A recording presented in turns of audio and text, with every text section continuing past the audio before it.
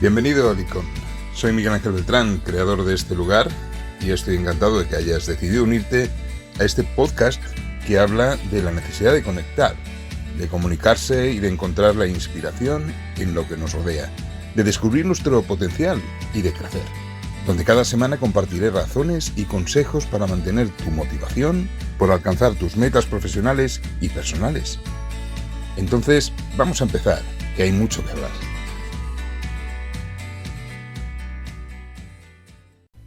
Diría que una de las diferencias más apreciables entre las personas que siempre luchan por superar los obstáculos y las que se rinden al primer tropiezo es que las primeras suelen creer en sí mismas y son conscientes de su propio potencial, mientras que las otras, ante las mismas dificultades, tienden a ser conscientes únicamente de sus circunstancias y a dejarse abandonar a ellas. ¿En qué grupo consideras que estás tú? ¿En el del potencial o en el de las circunstancias? Si estás pensando en emprender algo que suponga un cambio importante en tu vida profesional y crees verte más bien en el segundo grupo, déjame que comparta contigo algunas reflexiones sobre a qué te vas a enfrentar. Al fin y al cabo, algunas de ellas las he sacado de mis propias experiencias personales y tengo muy visibles aún las cicatrices en mi amor propio por haber hecho durante mucho tiempo exactamente lo contrario a lo que ahora predico. De entrada, debes saber que un emprendedor se define por su habilidad para identificar oportunidades, crear proyectos y llevarlos a cabo, o al menos intentarlo. No todo el mundo es emprendedor, ni tiene por qué, faltaría más. Los emprendedores son personas con determinadas inquietudes y capacidades que llevan incorporadas de serie o que adquieren con preparación, pero sobre todo cuentan con una actitud que les empuja a desarrollar ideas para responder a necesidades concretas, aunque otras veces lo hacen por simple inconformismo o por ambición. Es como un gusanillo cansino que tienen en el estómago y que no les deja en paz. Otra cosa que caracteriza al emprendedor es su valentía frente al desafío, al riesgo y a la incertidumbre. Y es que un emprendedor de verdad no le tiene miedo a esas cosas, o al menos lo sabe controlar muy bien. Incluso disfruta por el mero hecho de emprender algo y asumir el riesgo asociado. ¿Y si fracasa? Bueno, pues fracasa. Con el panorama actual, ese perfil parece describir a un irresponsable, algo que puede tener parte de verdad. Pero lo cierto es que precisamente el fracaso es donde el verdadero emprendedor demuestra su actitud y las razones que lo definen como tal. Él tiene claro que hasta en el error y en el tropiezo hay un cierto beneficio que tiene forma de conocimiento y experiencia, algo que podrá aplicar después en nuevos intentos para aproximarse al éxito que busca. Por eso, después de caer a plomo contra el suelo, se levanta, se limpia un poco la sangre de la nariz y lo vuelve a intentar, el muy cabezota.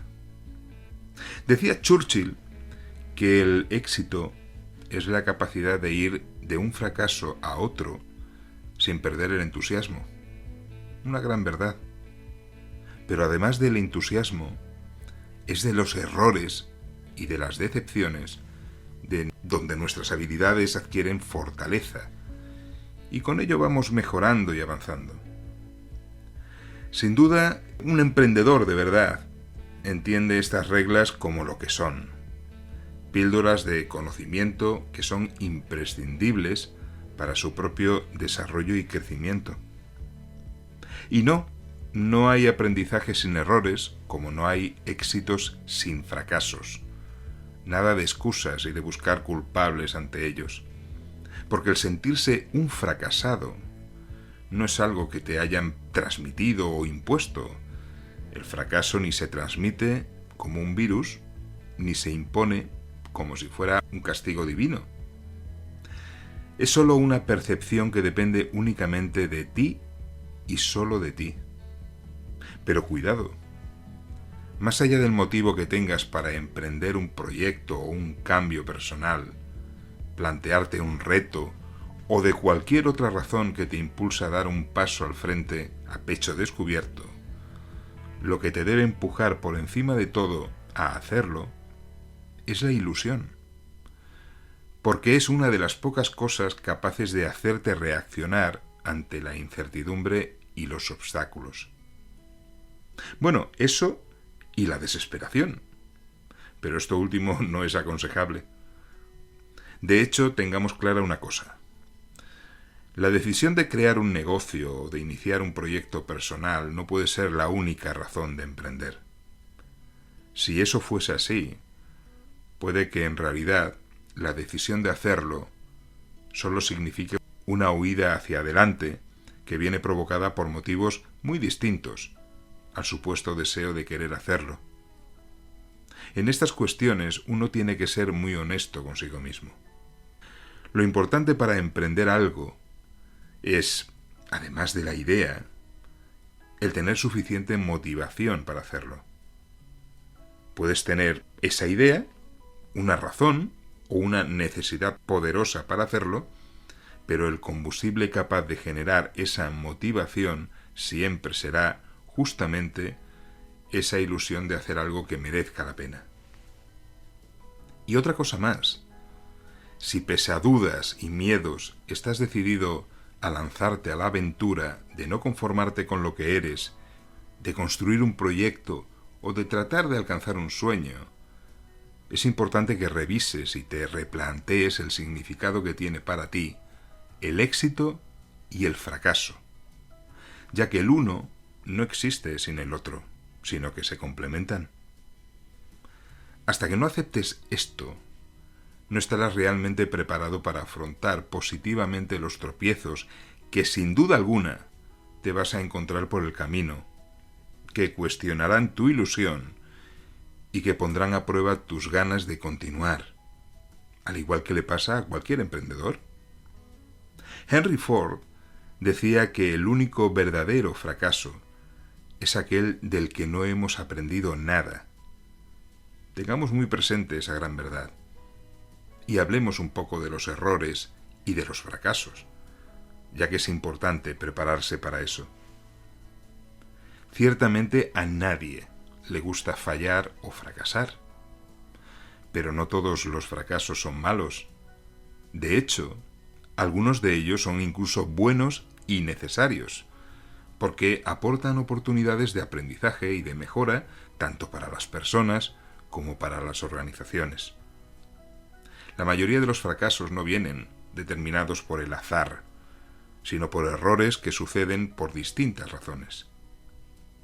Primero están los errores que se producen en acciones que son, en cierto modo, predecibles dentro de su proceso. La mayoría de estos errores o fallos pueden considerarse malos, porque partimos de la base de que ese proceso ya ha demostrado otras veces que funciona, y que por eso es predecible. Por lo tanto, en estos casos, su origen suele estar relacionado con la capacitación de quien está al cargo de esa acción, por un apoyo inadecuado o inexistente, o simplemente por negligencia o por falta de atención. Lo positivo de estos casos es que son errores relativamente fáciles de diagnosticar y de solucionar. Una buena herramienta para ver qué ha pasado y tomar medidas para evitarlos en el futuro es utilizar una lista de verificación, lo que muchos llaman un checklist. El checklist o lista de verificación se utiliza para esquematizar la información relativa a una tarea o un proceso que no sea excesivamente complejo. Y es de una gran utilidad para controlar de manera sencilla y rápida su ejecución. Se trata de una lista de elementos clave que requieren mayor atención y comprobación, no dudes en utilizar el checklist en este y en cualquier otro caso donde se requiera analizar o asegurar los pasos de algún proceso. Puede que te parezca una pérdida de tiempo, ya que te creas que lo controlas todo, pero en realidad no es así, y por eso ocurren los fallos y no acabamos de atajarlos. El segundo tipo de fracasos está relacionado con errores que son inevitables dentro de un proceso con un cierto nivel de complejidad. Aquí tiene mucho que ver la incertidumbre relativa a esa dificultad. En estos casos, los errores se pueden evitar estableciendo mayores medidas de control y de seguridad, pero hay que tener presente que los pequeños fallos en los procesos son algo inevitable, ya que es fácil que pasen desapercibidos. Dado que es bastante normal que sucedan en cualquier proceso, estos pequeños fallos no pueden establecerse necesariamente como malos, aunque es importante identificarlos y corregirlos para que no lleguen a transformarse en un problema mayor. El tercer tipo de fallos son los más interesantes. Son los que al producirse proporcionan un conocimiento valioso y nos aportan ideas que permitan implementar mejoras sustanciales. En definitiva, hay buenos fracasos y malos fracasos. Es importante entender cuál es cuál para anticiparse a los malos y sobre todo sacar provecho de los buenos e incluso llegar a producirlos precisamente para eso. Así que no te desanimes ante las caídas e intenta ver las cosas desde una perspectiva más constructiva. Ten presente que el emprender algo supone iniciar un recorrido que presentará pequeños o grandes obstáculos y también errores que tendrás que ir corrigiendo. De hecho, será más beneficioso pasar por ellos que no hacerlo. Con los errores se aprende y se progresa, sin los errores no. Tener errores es inevitable y en cierta medida necesario. Lo que verdaderamente importa es la experiencia que obtengamos de ellos. El fracaso real se produce cuando no obtenemos ningún aprendizaje. Esto es lo que nos lleva a darnos por vencido.